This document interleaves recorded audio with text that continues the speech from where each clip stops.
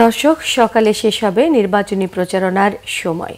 নির্বাচনী প্রচারণা সম্পর্কে জানতে আমরা সরাসরি যুক্ত হচ্ছি খুলনায় আমাদের স্টাফ রিপোর্টার আতিয়ার পারভেজের সঙ্গে।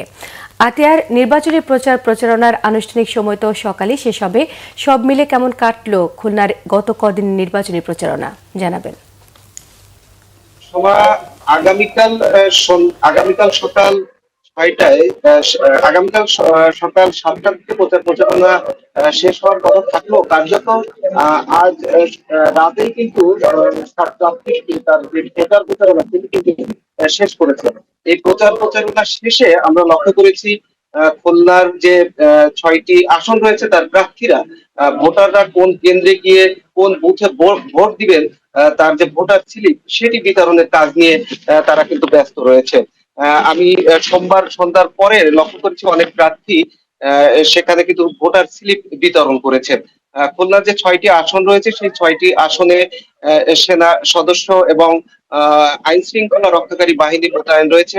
6টি আসনেই সার্বিকভাবে শান্তিপূর্ণ পরিবেশ বিরাজ করছে।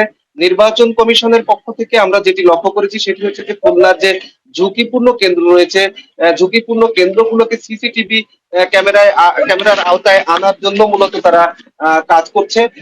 সার্বিকভাবে এখনো পর্যন্ত খুলনার কোনো জায়গা থেকে অপ্রীতিকর কোনো ঘটনার খবর কিন্তু নেই। শান্তিপূর্ণ পরিবেশ রয়েছে এই মুহূর্তে। খুলনা থেকে আমার কাছে এই ছিল সময় নির্বাচনী পরিস্থিতির সবশেষ খবর। আতিয়ার, আপনাকে অসংখ্য ধন্যবাদ।